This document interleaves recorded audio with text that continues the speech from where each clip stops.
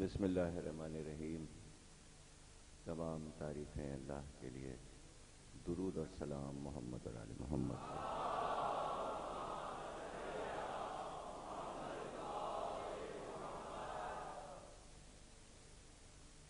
عشرہ مجالس انجمن جوادیہ کی جانب سے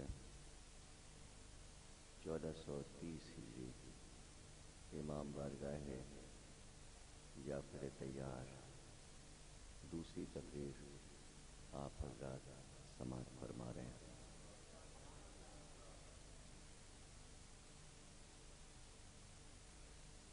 ذکر تھا کل کہ اللہ کس طرح ظالموں کا خاتمہ کرتا ہے۔ اللہ کو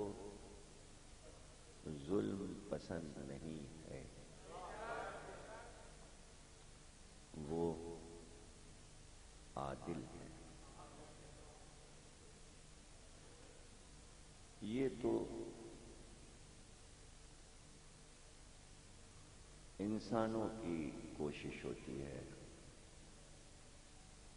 کہ یہ جانتے ہوئے کہ ظلم بری چیز ہے اور پھر ظالم کی طرفداری کریں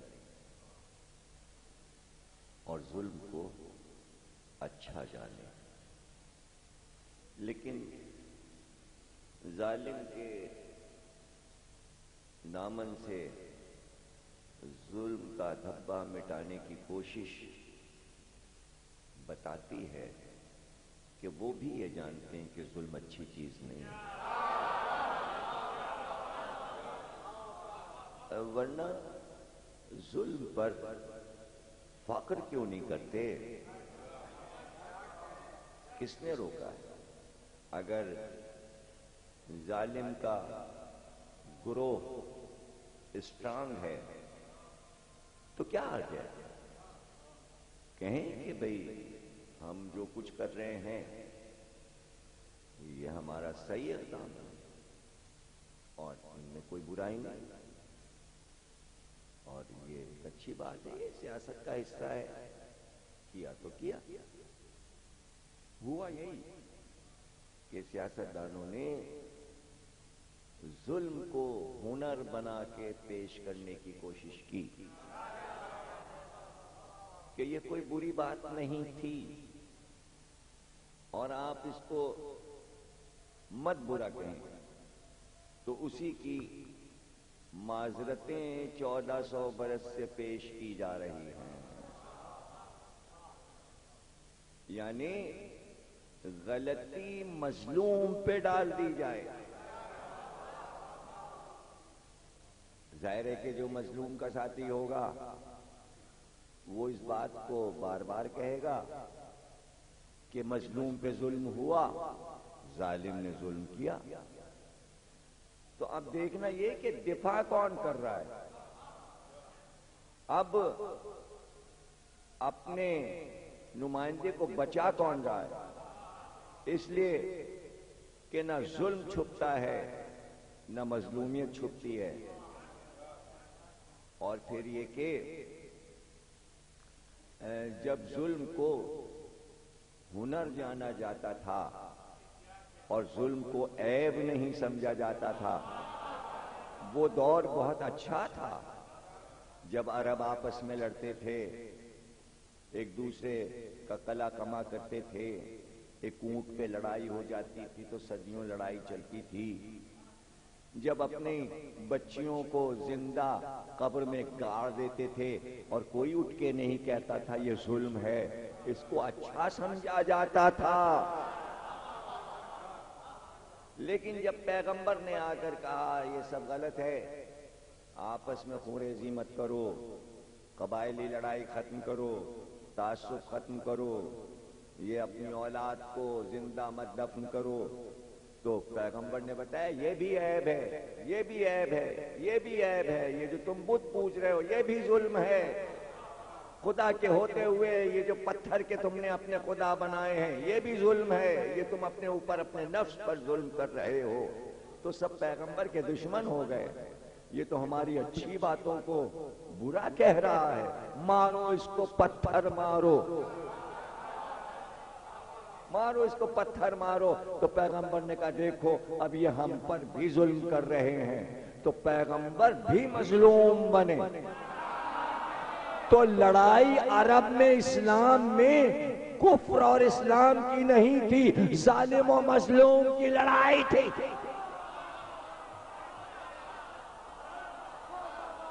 اب دیکھنا یہ تھا کہ جیتتا کون ہے، ظالم جیتے گا کہ مظلوم جیتے گا. اللہ نے مظلوم سے یہ کہہ دیا کہ اگر تم تلوار نکالو گے تو یہ مظلوم بن جائیں گے. ابھی تم مظلوم رہو، یہ جو کچھ تم پر مصیبتیں ڈھاتے رہیں تاکہ ان پر ظالم کا ٹھپا لگ جائے.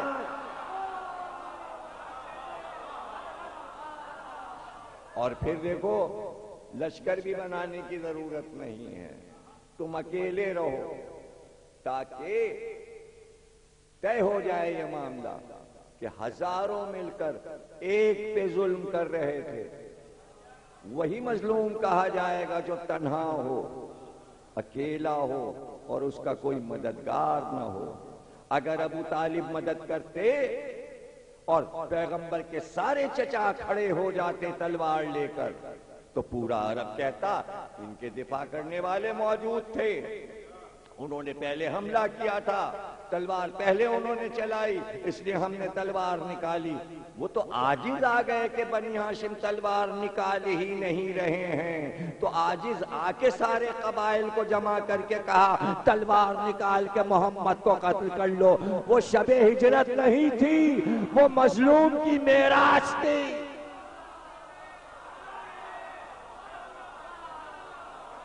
وہ مظلومیت کا مظاہرہ تھا، وہ مظلومیت کا مظاہرہ تھا. اور پھر اللہ نے کہا ہم آپ کو بچا رہے ہیں. یہیں پر قصہ ختم ہو جائے 1,24,000 نبوتوں کا کہ آخری پیغمبر شب ہجرت شہید ہو جائے اور قاتلوں میں 40 تلواریں آئیں. ایک خنجر نہیں، ایک تلوار نہیں، 40 تلواریں جس مظلوم پر چلیں اور بستر پر اسے قتل کیا جائے تو وہ شہید کہلائے گا. اسی وقت سے بنی ہاشم مظلوم ہو جاتے، بنی ہاشم محمد کا ماتم شروع کر دیتے، محمد کی عزاداری ہوتی، وہیں سے عرب والے ظالم ثابت ہو جاتے. لیکن قدرت نے چاہا، قدرت نے چاہا کہ ابھی یہ کہا جائے گا کہ چونکہ محمد نے ان کے مذہب کو چھیڑا تھا، ان کے خداؤں کو برا کہا تھا، لڑائی اس کی تھی، پہلے یہ کلمہ پڑھ لے پھر ان پر ظالم کی ڈگری لگا. وہ شب ہجرت نہیں،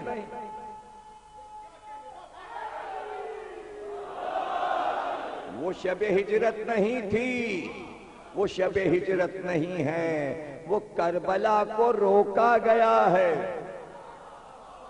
کربلا کو روکا گیا ہے، واقع کربلا کو روکا گیا ہے. تو بھائی میرا جملہ ضائع نہ کیجیے گا. اسماعیل ذبح ہو رہے تھے، محمد کے لیے روکا گیا اسماعیل کو. شب ہجرت محمد ذبح ہو رہے تھے، حسین کے لیے روکا گیا.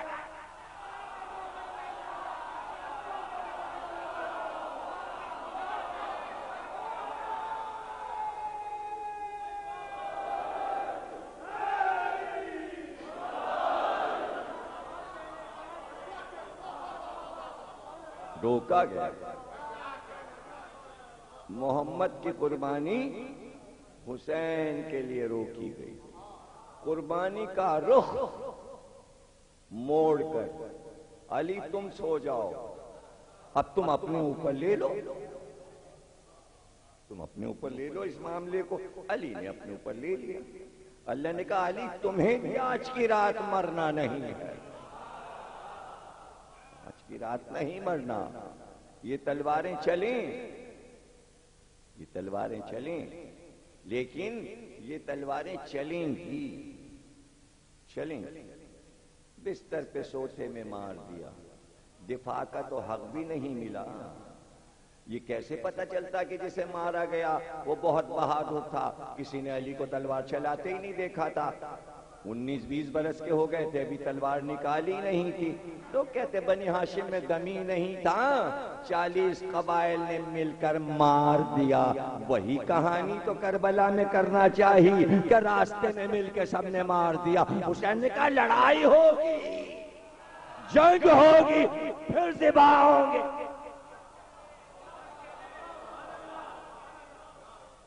کیا کربلا کے لاکھوں لوگوں کے لیے یہ آسان نہیں تھا کہ سوتے میں حسین کو خیام میں قتل کر دیں؟ ہو سکتا تھا شب ہجرت بن جائے کربلا میں، سب کھیل لیں، خیمے میں گھس جائیں، خیموں میں آگ لگا دیں۔ لاکھوں تو تھے، مشکل تھا، اندر خیمے میں گھس جاتے اور سوتے میں سب کو مار دیتے۔ لیکن سوتے میں جب مارتے نا کہ 9 دن میں کوئی سویا ہوتا۔ شاید حسین نے اعلان کر دیا تھا ہمارے حصے کا سونا بابا شب ہجرت میں سو چکے، اب جاگنا ہے۔ ارے حسین تو 56 برس کے تھے، 9 دن میں 6 مہینے کا بچہ علی اصغر نہیں سو۔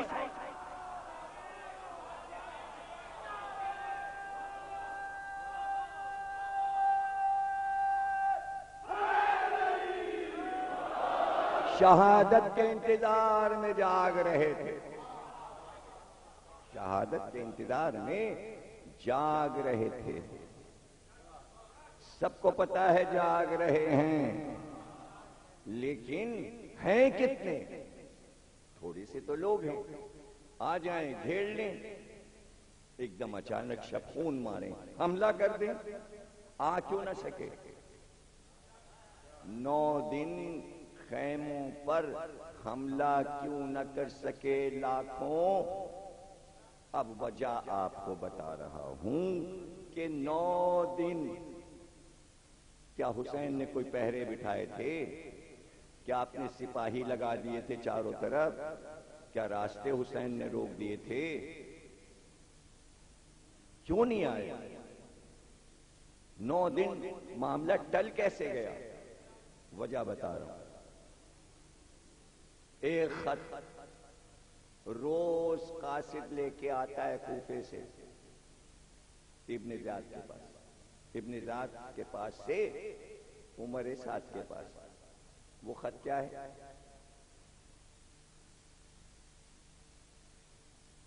جواب لکھ دیا اس نے، پھر خط آیا، اس نے کہا تو ادھر ادھر کی باتیں کرتا ہے، ایسا ہے اور فلاں لشکر ادھر ٹھہرا ہے اور یوں خیمے لگے ہیں اور یہ ہے اور یوں فرات پہ پہلے، تو سب مجھے معلوم ہے۔ ہر خط میں جو بات میں پوچھتا ہوں اس کا جواب کیوں نہیں دیتا؟ اس بات کو کیوں ٹال جاتا ہے؟ پھر خط آیا، پھر کچھ اور لکھ دیا عمر سعد، پھر اس نے وہی سوال دہرایا، جو سوال میں کر رہا ہوں اس کا جواب کیوں نہیں دیتا؟ فوراً اس کا جواب دے۔ 9 دن سے ابن زیاد صرف ایک بات عمر سعد سے پوچھ رہا تھا کہ جس دن سے حسین آئے ہیں اور ان کے خیمے لگے ہیں، صرف ایک سوال کر رہا تھا، یہ بتا حسین کے خیموں کی تعداد کیا ہے؟ اور وہ ٹال رہا تھا۔ وہ کیا پوچھ رہا ہے ابن زیاد؟ ذرا بتا حسین کے جو خیمے لگے ہیں گن کر بتا کتنے خیمے لگے ہیں؟ اور عمر سعد ٹال دیتا تھا، اور اس کا اصرار ہے مجھے اس سوال کا جواب چاہیے، مجھے اس سوال کا جواب چاہیے کہ حسین کے خیموں کی تعداد کیا ہے؟ نہ دینا تھا جواب، عمر سعد نے نہ دیا۔ تو تاریخ سے پوچھا گیا کہ ابن زیاد کے سوال کا جواب عمر سعد کیوں نہیں دے سکا؟ اس لیے کہ آسان تھا، ایک بھی آدمی کھڑے ہو کے گنتا 1 2 3 4 5 6 اور فوراً تعداد لکھتا، کہتا 10 خیمے 15 خیمے، لیکن جواب کیوں نہ دے سکا؟ تو تاریخ نے کہا کسی کی ہمت عباس سے نگاہ ملا ہمت نہیں تھی کہ ادھر دیکھ کر سکے۔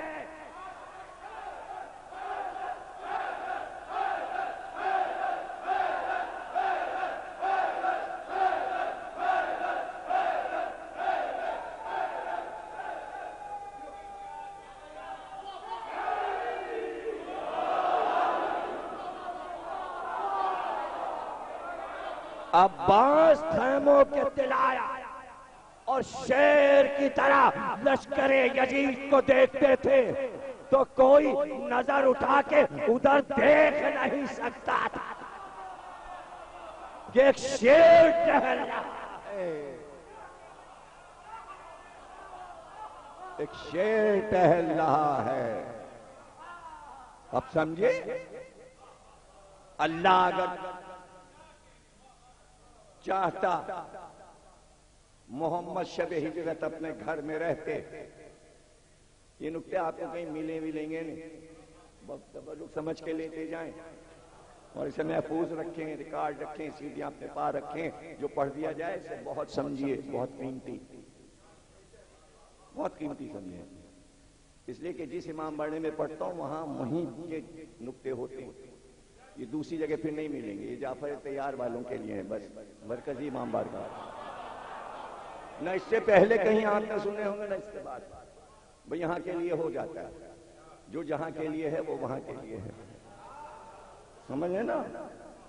یہ سب وقت پر ہو رہا ہوتا ہے، یہ سب آپ کی محبتیں ہیں جو میٹر کو گھیر کے لاتی ہیں، سمجھے؟ رسول گھر میں ہوتے، توجہ کیجئے گا، رسول گھر میں ہوتے، اللہ حکم دیتا علی سے کہیے تلوار لے کر گھر کی حفاظت کریں، اور 40 پہلوان گھر پہ حملہ نہیں کر سکتے، علی کو دیکھ کر سب بھاگ جائیں گے، لیکن بجائے اس کے اللہ نے نبی کو کہا چپکے سے نکل جاؤ چھپ کر، اور علی سے کہا سو جاؤ، تاکہ کربلا میں علی کی شجاعت عباس میں نظر آئے۔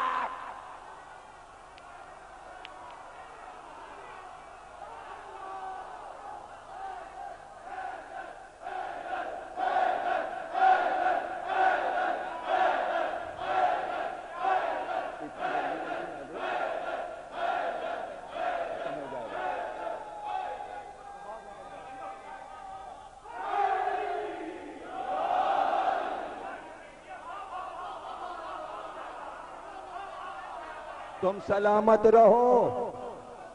بھائی کیا کروں؟ دیکھو یہ موقع نکتے کے نہیں ہیں، میں سمجھا تھا وہی نکتہ ہے، مجھے آگے بڑھنا ہے، پھر آیا نکتہ، پھر آیا۔ علی کو اس لیے سلا دیا کہ اگر آج کی رات تلوار لے کر شیروں کی طرح کھڑے ہو گئے تو کوئی مسئلہ نہیں ہے، اس لیے کہ ابھی بدر ہے، احد ہے، خندق ہے، خیبر ہے، حنین ہے، عباس کی ہیبت کربلا کے بعد اب بس قیامت تک یہی رہنا ہے۔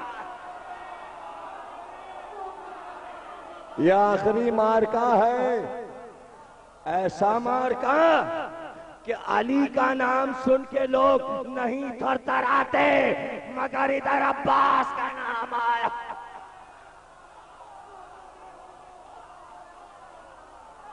ہر تری پیدا ہو جاتی،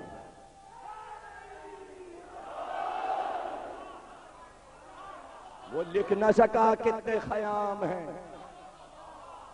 گن نہ سکا کتنے خیام ہیں۔ توجہ ہے نا آپ کی؟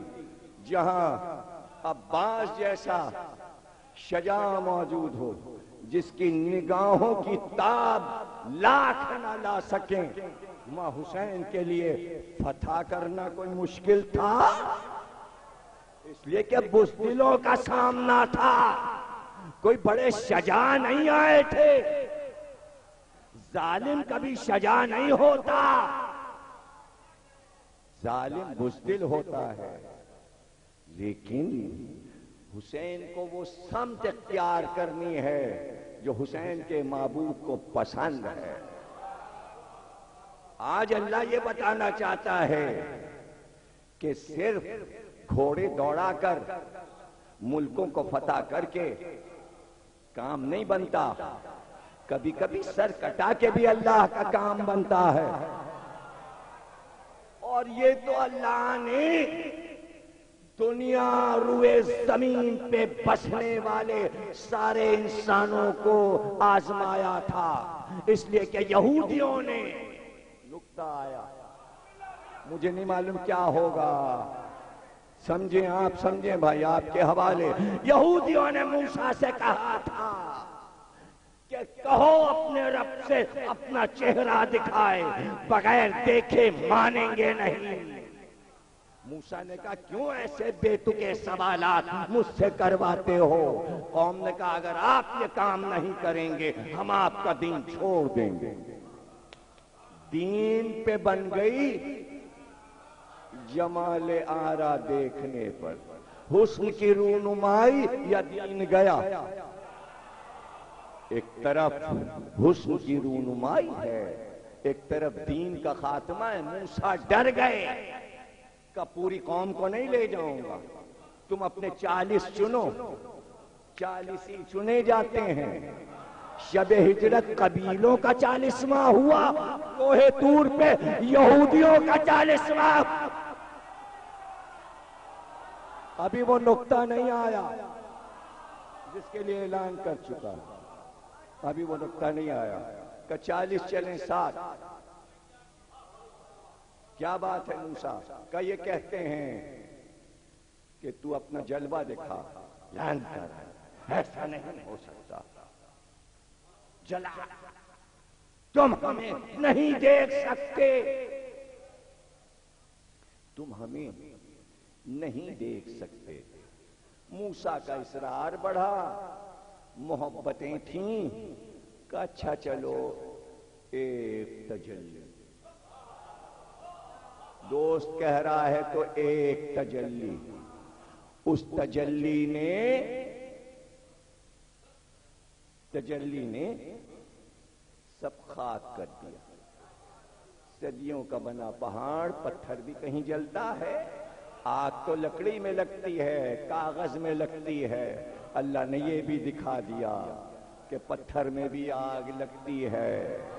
کوہ طور سرما بنا، اسی کا پتھر سنگ موسیٰ، کالا پتھر. لوگ گھروں میں ٹائل لگاتے ہیں، سنگ مرمر، سنگ موسیٰ، کالی پٹی سفید کنٹراسٹ کر کے. حالانکہ جو زندہ ہے سفید اسے کہتے ہیں مرمر، اور جو مر چکا اسے کہتے ہیں. کچھ بھروسہ ہی نہیں کس کا کیا نام رکھ دیں. پہاڑ ہی ختم ہو گیا، پہاڑ ہی نہ رہا. جب پتھر جل جائے، موسیٰ تم نے دیکھا کوئی ہمیں دیکھ سکتا ہے؟ کبھی کسی نے دیکھا ہے؟ نہیں ہو سکتا. اور یہ تم نے ہمیں نہیں دیکھا. یہ تو ہم نے تمہارے، یہ جو تمہاری قوم دین چھوڑ کے بھاگ رہی ہے، ان کو جتاؤ کہ ہم نے علی کے شیعوں کا نور دکھایا تھا. ایک یہ تمہاری قوم ہے جو ذرا سی بات پہ اپنے رہنما سے بگڑ کے بھاگتی ہے، اور ایک یہ قوم ہے جلے گی، کٹے گی، مرے گی، مگر علی کو نہیں.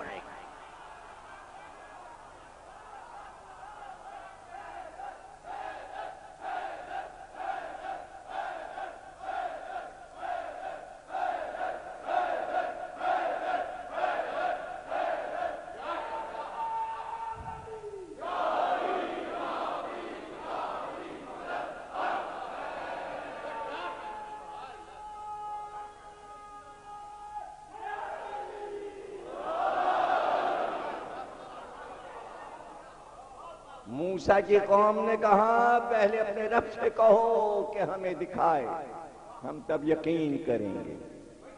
بات پوری دنیا میں پھیل گئی، اندیکھے خدا کو کیسے مانے؟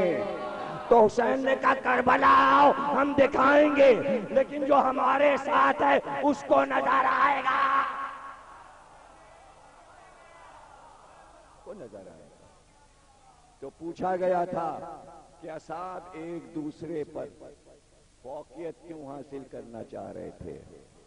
تو معصوم نے جواب دیا کہ سب نے کچھ دیکھ لیا تھا، سب نے دیکھ لیا تھا، اپنے اپنے منصب، اپنی اپنی بزرگی، اپنی اپنی شان، جہاں اس کی شان ہو، جملہ ضائع نہ کیجیے گا، جہاں صرف اس کی شان ہو وہاں کربلا والوں نے اپنی شان دیکھی۔ اب اس سے بڑھ کے کیا ہو سکتا تھا؟ اور انہوں نے وہ منصب پا لیا، اسے دنیا کہتی ہے سر کٹنا، اسے کہتی ہے دنیا سر کٹنا۔ وہ منصب وہ شان ملتی ہی نہیں جب تک کہ خدا یہ نہ کہے جس نے مجھ سے عشق کیا، حدیث قدسی سرکار پہ اتری حدیث قدسی، جس نے مجھے قتل، جس نے مجھ سے عشق کیا، اللہ کہتا جس نے مجھ سے عشق کیا میں نے اسے قتل کیا۔ حدیث قدسی ہے، سمجھنا آسان نہیں ہے، حدیث سے الگ ہوتی ہے حدیث قدسی۔ میں چھپا ہوا خزانہ تھا، یہ حدیث قدسی ہے، اسی کا حصہ ہے یہ۔ اللہ کہتا ہے جس نے مجھ سے عشق کیا میں نے اسے قتل کیا، جس کو میں نے قتل کیا اس کا میں خون بہا ہوا۔ اب سمجھیے، حسین نے اللہ سے عشق کیا، حسین قتل ہوئے، اللہ حسین کا خون بہا بنا۔ سونا چاندی خون بہا نہیں ہے، اللہ خود کہہ رہا ہے میں حسین کا خون بہا ہوں، یعنی میں حسین کا ہو گیا۔ اب یہ مختار نے کیا بدلا لیا؟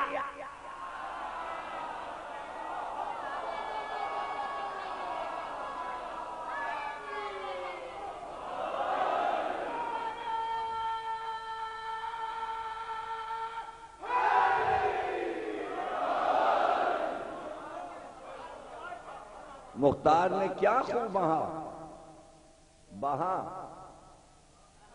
اور ایک ہے یہ بہا، دونوں کے معنی الگ الگ۔ مختار نے کیا خون بہایا، کیا بدلہ لیا، کتنوں کو مارا؟ کیا سارے قاتل ختم ہو گئے؟ کیا حسین کے دشمن مختار نے ختم کر؟ ہاں، کہتا پھرتا تھا۔ علی نے کہا 3,83,000 قاتلہ نے حسین کو مار کے مروں گا۔ بہت مارے، بہت مارے، 3,83,000، 3,83,000، 4 لاکھ کے قریب۔ مختار کی اس تاریخی دستاویز سے یہ پتہ چلا کہ لشکر کم نہیں تھا کربلا میں۔ جو ہزاروں پہ کہتے ہیں وہ جھوٹ بولتے ہیں، ورنہ 3,83,000 مختار نے مارے کیوں؟ تو 4 لاکھ تو طے شدہ ہیں کربلا میں، جبھی تو مختار مارا۔ بہت سے چھوٹ گئے، اس کے معنی لشکر تو اور زیادہ تھا۔ تو یہ جو روایت ہے 30,000 کا تھا، 30,000 کا تھا، تو وہ تو 3 لاکھ سے اوپر مارے مختار نے۔ وہ کہہ رہا ہے تاریخ نے لکھا بڑا ظلم کیا مختار نے، بڑا ظلم کیا، بڑے لوگ مارے کوفے میں، کیا ہوگا ظلم۔ جو بھی تاریخ لکھے مورخ کا قلم کون روکے، لیکن مثال ایک میں بچوں کو سمجھاتا ہوں، ہر چیز کا جواب ہو جاتا ہے۔ اور میں نے یہ چیز بچپن میں دیکھی بھی ہے، چشمدید بھی ہے، اور کتابوں میں بھی لکھی ہے، اور بزرگ جانتے ہیں، جو نہیں جانتے وہ آج جان جائیں گے۔ مثالوں سے بات اللہ بھی اپنی سمجھاتا ہے، قرآن میں مثالوں سے بات سمجھاتا ہے، ہر بات مثال سے سمجھائی جاتی ہے۔ کوبرا سانپ ہوتا ہے، کوبرا کالا، سب سے زہریلا، اس کی ناگن جو ہوتی ہے وہ اس سے زیادہ زہریلی ہوتی ہے اور بڑی حرافہ ہوتی ہے ناگن. اگر کوئی اس کے نر کو مارے پیٹے تو انتقام لیتی ہے اور آنکھوں میں تصویر لے لیتی ہے. کتنی برس کے بعد مارے. اگر ناگن کے سامنے کسی نے ناگ کو مار دیا، دیکھیے ناگ چورنگیاں نہیں ہے، ناگن چورنگی، یعنی زہریلا ترین مقام.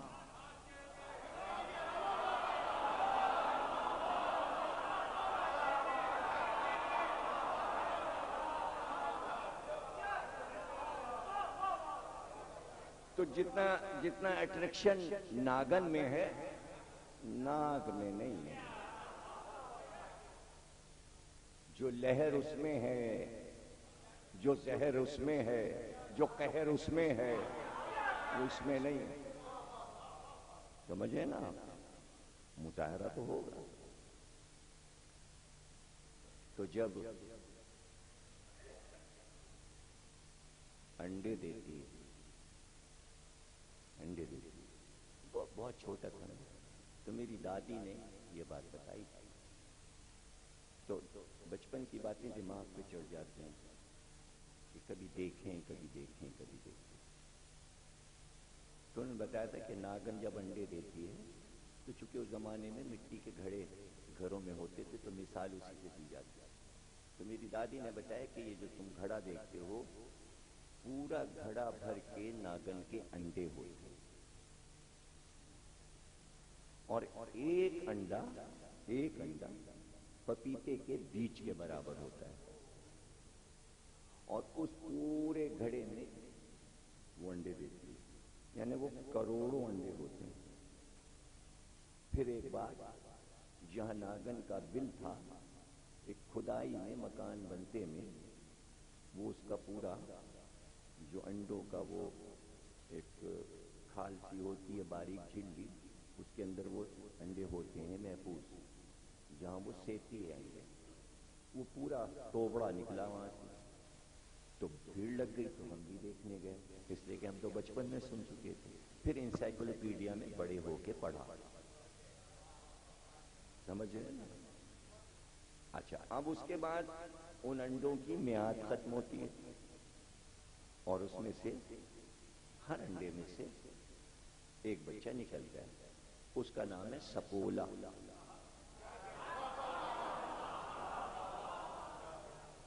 کہتے ہیں کہ ناگن اور ناگ سے زیادہ زہریلا سپولا ہوتا ہے. یہ سب اصطلاحیں ہیں، ذہن میں رکھیے گا، کبھی محاورے سامنے آئیں گے. تو اب یہ قدرت کا نظام ہے. جب میں نے انسائکلوپیڈیا پڑھا تو ایک انگریز کا قول پڑھا کہ اگر تمام سانپوں کے انڈوں کے بچے زندہ رہ جائیں تو روئے زمین پر انسانوں کے لیے قدم رکھنے کی جگہ نہ ہو. اتنے سانپ ہوں، اتنے سانپ ہوں. اور جیسا کہ آپ کو معلوم ہے کہ جہاں دکھاتے ہیں سانپ جو ان کے مقامات ہیں تو وہ اس طرح کہ زمین نہیں نظر آتی. جن لوگوں نے دیکھا ہوگا، حالانکہ منع ہے رات میں، بزرگ کہتے ہیں اس کا نام نہ لو. اب کیا کریں، مثال ایسی دینی تھی. ڈر اس لیے نہیں کہ مجلس اعزا ہے اور مثال دیے بغیر چین نہیں، اس لیے کہ میں اپنی بات نہیں سمجھا پاؤں گا.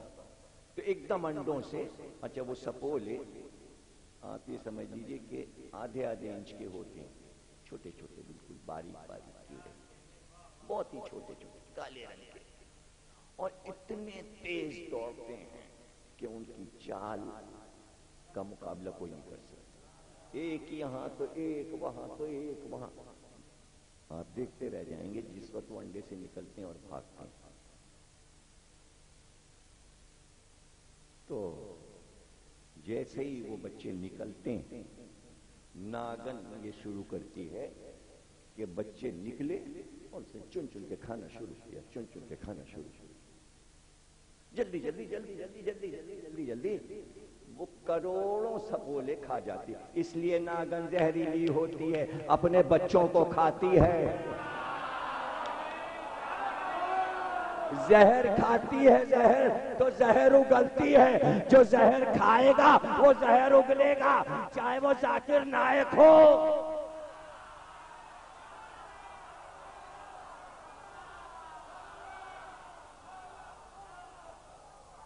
سمجھے نا؟ تو وہ جلدی جلدی جلدی جلدی جلدی کروڑوں سپولے کھا جاتی ہے۔ یہ قدرت کی طرف سے انتظام، اگر ناگن ان سپولوں کو نہ کھائے تو روئے زمین پر سانپ ہی سانپ ہو جائیں۔ اس عمل میں جو 4-5 بھاگ لیتے ہیں ان کی نسل دنیا میں پھیلی ہے، اگر وہ نہ کھائے تو کیا ہو؟ وہ تو بھاگنے والے بھاگ لیتے ہیں تو نسل چل جاتی ہے، جو بھاگے ان کی نسلیں تھوڑی سی رہ گئی ہے۔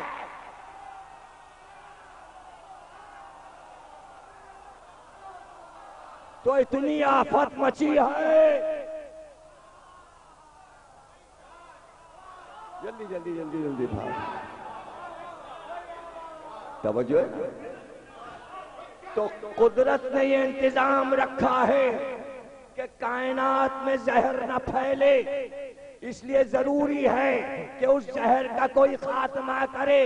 اگر وہ 4 لاکھ بھی ظالم کربلا کے تھے، اگر وہ رہ جاتے تو ان کی نسلیں اگر روئے زمین پر ہوتی تو سب ارملا ہوتے، ابن زیاد ہوتے، شمر ہوتے، مختار نے سب کا خاتمہ۔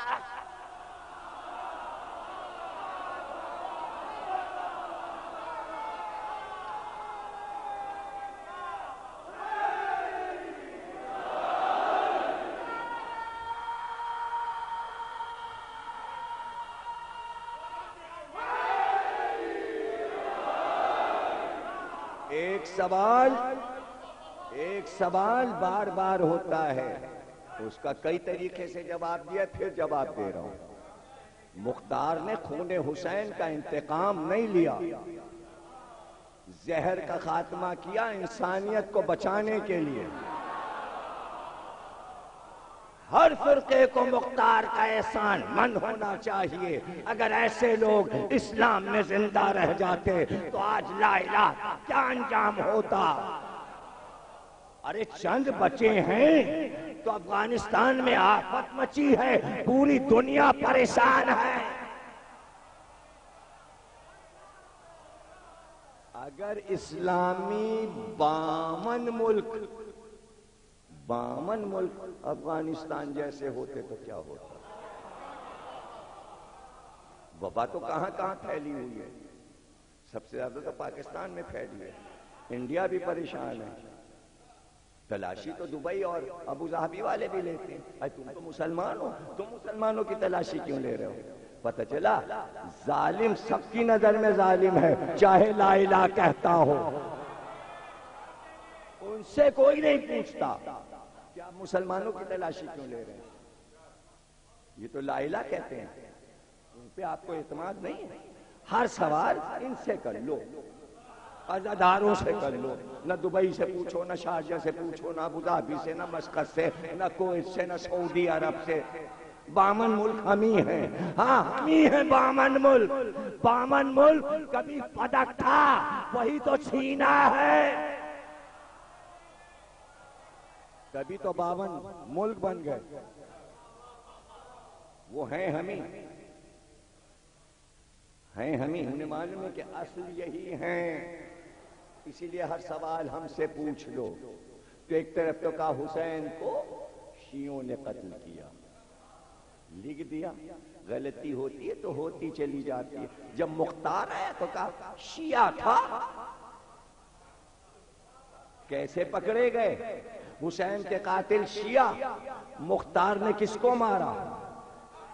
شیعوں کو۔ آپ کہہ رہے مختار بھی شیعہ، تو بتاؤ تو وہ شیعہ غلط تھے کہ مختار غلط تھا؟ بھائی آپ ذرا انصاف کیجیے، ہسٹری پڑھیے، مختار پہ غصہ ہے، مختار ایسا تھا، مختار ایسا تھا، مختار ایسا تھا، مختار ایسا تھا۔ ارے بھائی مختار نے تو اچھا کام کیا، امت کی مدد کی، شیعوں کو قتل کر دیا، وہ شیعہ جو کربلا میں ظلم کر رہے تھے اور امام حسین کو قتل، تو مختار کا ڈے تو عید میلاد النبی کے ساتھ منانا چاہیے، اس لیے کہ مختار شیعوں کا قاتل ہے۔ مختار کی برائیاں، مختار کی برائیاں، مختار کی برائیاں کر کے مسلمانوں نے یہ بتایا کہ حسین کے قاتل شیعہ نہیں تھے، بلکہ جو مختار کو برا کہہ رہے ہیں ان کے عقیدے پر حسین کے قاتل تھے۔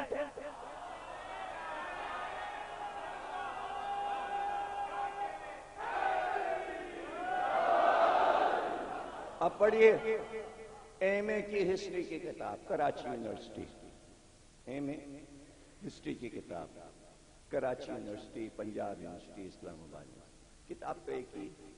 ہاں بڑا تلبیس تھا، مختار شیطان تھا، یہ سب لکھا ہوا اس میں، بچوں کو پڑھایا جا رہا ہے، ایم اے کے لڑکوں کو۔ کیا ایک تو ہسٹری پڑھی کون رہا، سب تو کامرس اور سائنس میں لگے ہوئے، ایک آدھ بیچارے ہسٹری میں آ جاتے، کون پڑھ رہا ہے اب اردو اور ہسٹری، باہر جانا ہے، انگلش پڑھنا ہے، یہ کرنا ہوگا، بینک اتنے کھل رہے ہیں، ہسٹری کا کون سا ڈپارٹمنٹ کھل رہا ہے جو ہسٹری پڑھیں گے، اور وہ بھی انہیں پتہ غلط سلط ہے کہ اس کو سبجیکٹ کو لے کے کرنا کیا۔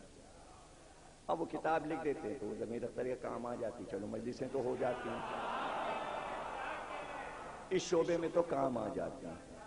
تو ان کا بھائی وہ تو اہل بیت کا نام لے کے اٹھا مختار، تخت پہ بیٹھ گیا، اس کے بعد اہل بیت کو نظر انداز کر لیا، تخت بھی نہیں دیا، اور اس کے بعد آخر میں اس نے دعویٰ کر دیا کہ میرے اوپر تو وحی آتی ہے، نبوت کا دعویٰ کر دیا، میرے اوپر جبریل آتے ہیں، جو سمجھ میں آیا لکھ دیا، جو سمجھ میں آیا دیا۔ تحقیق کون کرے، تحقیق کون کرے، اور کیا ضرورت ہے تحقیق کرنے کی۔ اچھا مختار نے بھی تفریح لے ہی، تفریح لے ہی، مختار نے جو پرانے اسلامی نظام رائج تھے مسلمانوں کے مدینے سے لے کے کوفے تک، ان سب کا استعمال کیا اپنی حکومت میں، پائے تخت میں۔ ان کا بھائی سارے شعبے رہیں گے، پولیس کا محکمہ بھی رہے گا، لیکن ان کا بھائی ایک نیا شعبہ میں بناتا ہوں، اور وہ پولیس سے ہی منسلک رہے گا، وہ ہے پولیس کا خفیہ محکمہ، C I A, I S I, Mossad, C B I, بانی مختار۔ ظاہر ہے اس میں ایک طریقہ ہوتا ہے، ایک ہیڈ ہوتا ہے، باس ہوتا ہے، ڈائریکٹر ہوتا ہے، اسسٹنٹ ڈائریکٹر ہوتا ہے، تو وہ اسی طرح طریقہ آپ تک رائج ہے، اور وہ چھپا ہوا ہوتا ہے اور اس کا نام نہیں بتایا جاتا۔ کس کو معلوم سی آئی اے کا ہیڈ کون ہے؟ نہیں معلوم، بس یہ لفظ مشہور ہے، تو نام وام نہیں بتاتے، اس کی پہچان نہیں ہوتی، خفیہ کام ہوتا ہے۔ تو یہ شعبہ مختار نے بنا دیا، اور ان کا کام یہ تھا کہ پورے عراق میں پھیل جائے، اور بس ہر آدمی یہ پتہ لگائے قاتل حسین کہاں چھپا ہے، اس کی ڈیٹیل، اس کا حلیہ، اور یہ اور اس کے سارا کا نام، خاندان، مکان، سچویشن، سڑک، تاکہ پولیس والوں کو وہاں پہنچنے میں آسانی ہو۔ خفیہ معاہدے نے خوب کام دکھایا تھا، اور وہ خفیہ ادارہ بڑی دل جمعی سے کام کرنے لگا۔ خفیہ ادارے کا جو باس تھا، ہیڈ تھا، اتفاق دیکھیے اس کا نام تھا محمد جبریل۔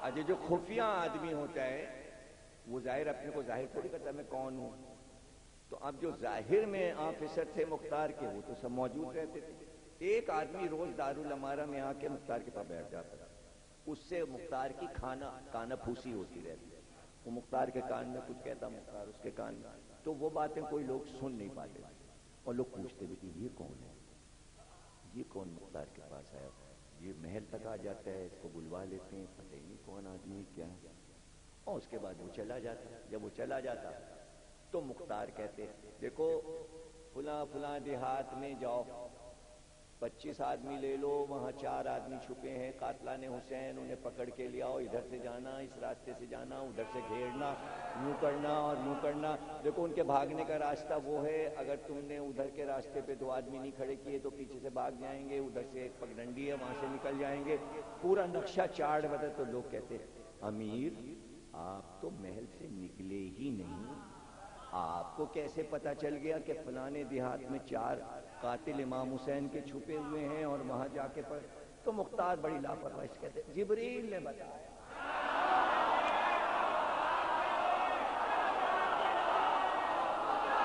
ارے یہ مختار کی تفریح تھی، جبریل نے بتایا۔ جھوٹ کیسے بولے مختار؟ جبریل نے بتایا، جبریل نے۔ تو کوفے کے جوہلاء جو کربلا میں نبی کے نواسے کی عظمت نہ سمجھیں، ان کے لیے یہ جملہ جبریل نے بتایا ہے تو کیا بکیں گے؟ اچھا اب یہ دعویٰ کرنے لگا اس کے پاس جبریل آتے ہیں۔ سمجھ میں کسی کے آیا ہی نہیں کہ مختار نے کون سا محکمہ بنایا۔ ریسرچ کرو گے تو پتا چلے گا کہ مختار نے یہ کام کیا کیسے۔ اگر اسے حکومت بنانی ہوتی تو وہ عراق سے آگے بڑھتا، وہ ایران کو بھی قبضے میں کرتا، وہ مکہ مدینے کو بھی قبضے میں کرتا۔ اس کو تو کام اسی ایریے میں کرنا تھا جہاں جہاں قاتلان حسین چھپے تھے۔ اگر وہ عراق چھوڑ کر باہر گئے ہوتے ہندوستان تک تو مختار ہندوستان تک آتا۔ ابھی زیادہ دور نہیں گئے تھے قاتل ابھی زیادہ دور نہیں گئے تھے، اس لیے کہ 64 ہجری میں مختار نے انتقام لے لیا۔ 61 ہجری میں واقعہ ہوا، 61 اس کے بعد 62 63 اور 64 3 سال کے اندر مختار نے تیاری کر کے انتقام لے لیا۔ تو ابھی زیادہ دور بھاگ نہیں پائے تھے قاتل، زیادہ دور نہیں بھاگ پائے تھے۔ اب اس میں ظاہر ہے کہ مختار کے لیے یہ بھی پریشانیاں تھیں۔ مختار جانتے سارے قبیلوں کو تھے، لوگوں کو جانتے تھے، سب کچھ تھا، لیکن مختار کے لیے ایک مسئلہ یہ تھا کہ پائے تک نہیں چھوڑ سکتے۔ شجاعت تو بہت تھی، انہیں ایسا آدمی چاہیے تھا کہ جو مسلسل حملے کرے اور لوگوں کو مارے اور لشکر لے کے نکل جائے۔ پورے عرب میں تلاش کے بعد بھی ایسا آدمی کسی کو نہ ملتا، لیکن مختار کی نظر تھی کہ اگر عرب میں علی کی نظر میں کوئی شجاع تھا تو وہ مالک اشتر تھا۔ تو مالک اشتر کے بیٹے ابراہیم کا انتخاب کیا اپنے لشکر کی سپہ سالاری کی، اور جب دعوت دی ابراہیم بن مالک اشتر کو مختار نے کہ اگر تم انتقام لینا چاہتے ہو تو میرے ساتھ آ جاؤ۔ ابراہیم نے کہا مختار ہم کو تمہارے اوپر بھروسہ نہیں، ہم تو چاہتے ہیں کہ تم ثبوت دو کہ تمہیں مدینے سے اذن حاصل ہے، ہم ان کے اذن کے بغیر تلوار نہیں نکالیں گے۔ ان کی کیا مرضی ہے، ان کی کیا مرضی، آیا وہ چاہتے بھی ہیں کہ یہ اقدام ہو، یہ خروج ہو، یہ جہاد ہو، یہ جنگ ہو۔ مختار نے کہا کہ ابراہیم تم خود جاؤ تصدیق کے لیے، تم خود جاؤ تصدیق کے لیے، اور بہتر یہ ہے کہ تم تصدیق کر کے آؤ۔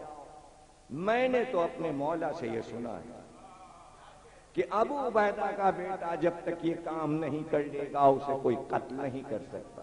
اب تمہیں اپنے نفس کے لیے یقین چاہیے تو امام وقت مدینے میں موجود ہیں، جاؤ۔ ابراہیم وفد لے کر گئے اور حضرت سید سجاد صلوات اللہ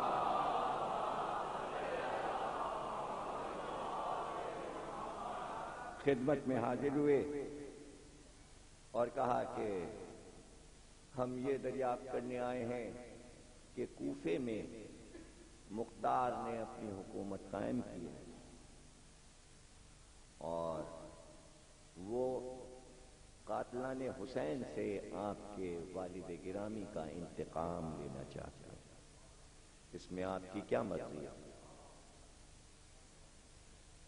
ظاہر ہے کہ امام ہاں کہیں یا نہیں، حق تو ہے. اسلام کی شریعت کے مطابق انتقام لیا جا سکتا ہے، قرآن کے حکم کے مطابق انتقام لینا چاہیے. نہیں کر نہیں سکتے. ہاں کریں تو مختار جو کچھ کرے گا اس کی ذمہ داری امام پہ آئے گی. اور جہاد اسی وقت ہے کہ جب معصوم میدان میں موجود ہو، اس لیے کہ عدل ضروری ہے لڑائی میں. امام جا نہیں سکتے مجلسیں چھوڑ کے.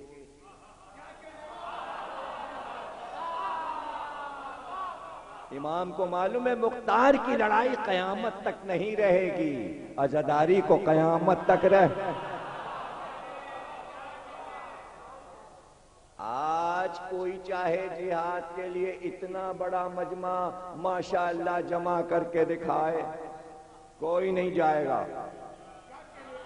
جائیں گے تو چھپ کے جائیں گے، چھاپا مار.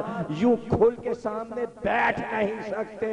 یہ عزاداری کا معجزہ ہے کہ حسین کی مدد ہو رہی ہے. یہ جناب سید سجاد کا کرم ہے کہ ہم اس طرح بیٹھے ہوئے ذکر حسین سن رہے ہیں.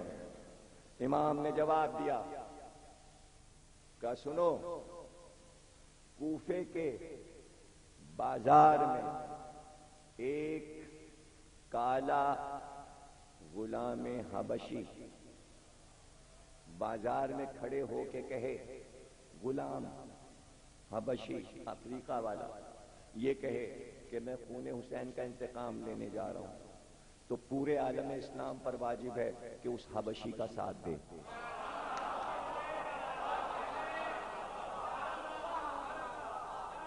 دیکھیں مثال، چونکہ عرب والے حبشی کو سب سے حقیر سمجھتے تھے تو حقارت کی مثال میں حبشی کو لایا جاتا ہے. ایک عربی نا نہیں، اگر حبشی جس کو تم اچھا نہیں سمجھتے اپنے برابر کا اگر وہ بھی اٹھے تو اس کے پیچھے چلو. اب قول کا تسلسل دیکھنا چاہیں گے آپ کہ ایک علی جو کہتا ہے وہی دوسرا علی کہتا ہے. مولا علی سے کسی نے کہا، پوچھا کہ استاد اور شاگرد دونوں میں مرتبہ کس کا بلند ہے اور کیسے؟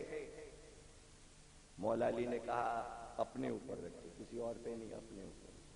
کہ اگر ایک حبشی غلام مجھ کو 4 لفظ سکھا دے علم کے اور دوسرے وقت یہ کہے علی میں تمہیں بازار میں بیچنا چاہتا ہوں، تو میں اس کے 4 لفظوں کے احسان کے بدلے بک جاؤں گا.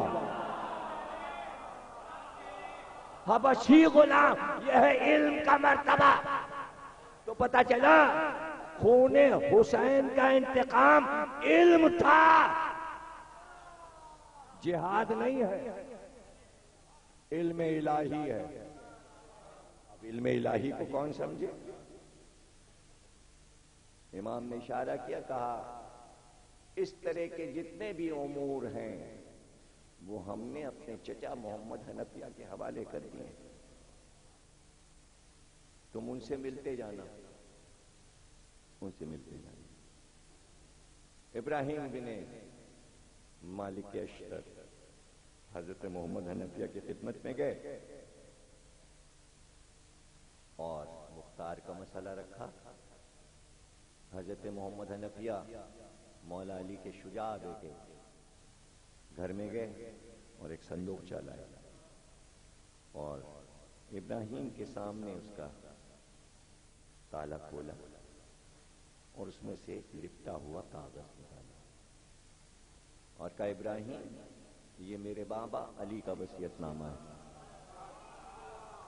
اور اس میں مختار اور مختار کے ساتھیوں کی پوری فہرست ہے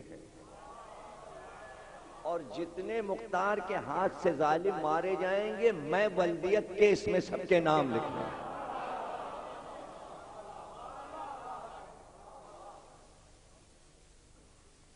مختار سے کہنا ہم مختار کے ساتھ ہیں. آپ نے دیکھا امامت کو محفوظ رکھا گیا. علی کے بہادر بیٹے. اب سمجھ میں بات آئی. عباس کو ساتھ لے گئے, مسلم کو ساتھ لے گئے, حسین سمجھے نا, سارے بھائیوں کو ساتھ لے گئے, ایک بھائی محمد حنفیہ کو چھوڑ دیا.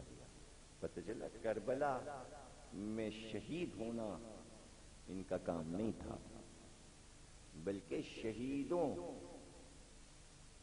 کے خون کا انتقام جو لے, صرف اس کی تھوڑی سی طرفداری کرنے کے لیے محمد حنفیہ کو زندہ رکھا.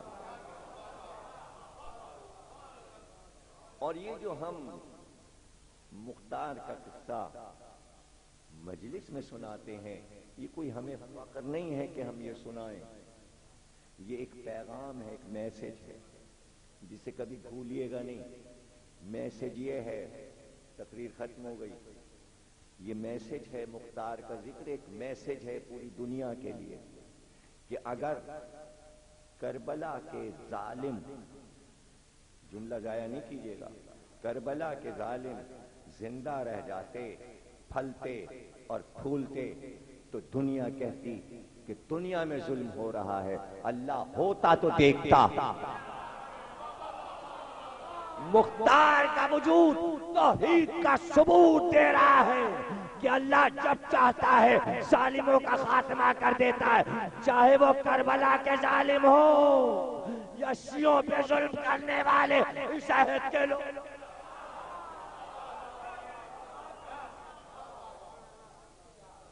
ہر دور میں خاتمہ ہوتا ہے. کوئی یہ نہ سمجھے کہ ظالم پھلے گا اور پھولے گا. کہیں آسمانی فوج نہیں آ رہی, جسے چاہے اللہ مقرر کر دے. آسمانی بلائیں جب آئیں تو یہی سمجھو کہ آسمان سے آ رہی ہیں. اب زمینی فوج کا دور ختم ہو گیا, سمجھے؟ اب زمینی فوج نہیں لڑی, آسمانی بلائیں آتی. ارے دوہری پالیسی ہے, چپ کیا بیٹھے ہو. ایک طرف اشارہ ہے پاکستان کی حکومت کا کہ ان پہ میزائل گراؤ, دوسری طرف کہا جاتا ہے اب میزائل مت گرائیے. یہ روز کے اخبار کا کھیل ہے, تو ہم کیوں نہ کریں؟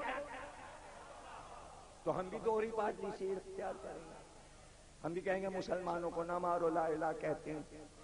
سنتا کس کی ہے امریکہ؟ کس کی سنتا؟ کہاں سن رہا؟ خوش تھے سب, اوباما آیا ہے, سب بند ہو جائے گا, دوستی ہو جائے گی. انہوں نے کہا مسلسل اوباما کی نگرانی میں یہ بند نہیں ہوگا. امریکہ کی پالیسی 200 سال چلتی ہے, ایک دن کے لیے نہیں بنتی. پھر توبہ کریں یہ مسلمان کہ ہماری عزاداری پہ حملہ نہیں کریں گے, امام باڑوں کو جلائیں گے نہیں, بم نہیں پھینکیں گے, عزاداروں کو قتل نہیں کریں گے. توبہ کریں تو یہ ختم ہوگا.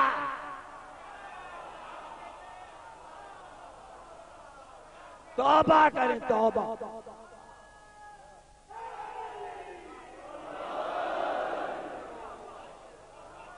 پہلے مختار آتا تھا, تقریر ختم کرنا چاہتا ہوں, نہیں ہو رہی. پہلے مختار آتا تھا, اب مختار کی ضرورت نہیں ہے. انتقام کہیں سے بھی آ سکتا ہے, آپ نہیں سمجھے. چوتھے امام کا لفظ معجزہ ہے, امام جو کہہ دے قیامت تک معجزہ. ایک حبشی غلام اٹھے اور انتقام لے تو اس کا ساتھ دو. اوباما حبشی ہے.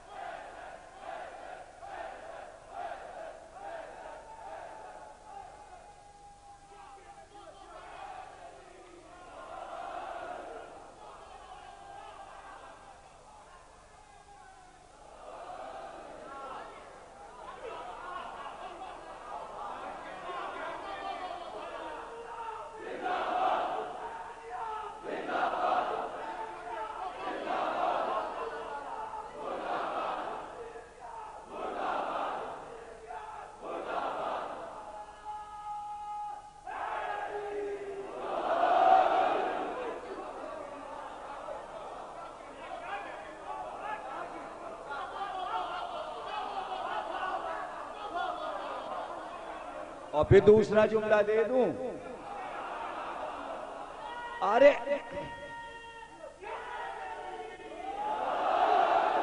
ارے امریکہ نے مسلمانوں کے صدام حسین کو مار کے کہا اب ہم حسین لاتے ہیں، حسین ایسا ہوگا۔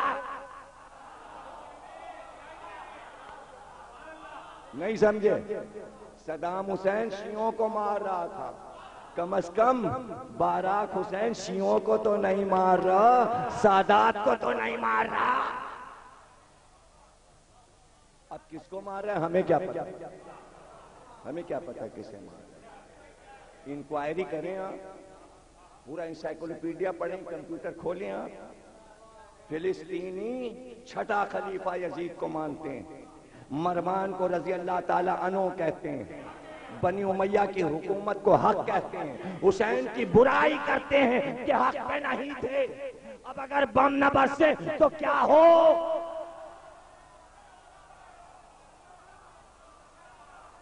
اب جو فلسطینیوں کے ہمدرد ہیں وہ کمپیوٹر پہ اسے اپیل کریں کہ آئندہ سال سے محرم میں مجلسیں شروع کرو، تب اسرائیل کے عذاب سے بچو گے۔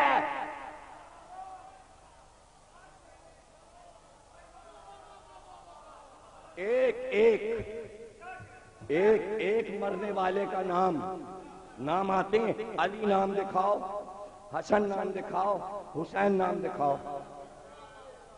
دیکھیے لبنان میں لڑائی ہو رہی تھی، نام آتے تھے بچوں کے، سب نام، مسجدوں کے نام آتے تھے، مسجد زہرا، مسجد علی گرائی گئی۔ فلسطین میں کوئی مسجد علی، مسجد زہرا گرائی، جبکہ لبنان میں امام باڑوں پہ بھی حملہ ہوا، اسرائیل نے کیا۔ فلسطین میں کہیں سننے میں آیا کسی امام باڑے پہ بم گرا؟ ہے ہی نہیں۔ لیکن جتنے عزت سے لبنان والوں نے لڑائی جیتی، لوگ تو مارے گئے، رہے تو عزت دار۔ وہ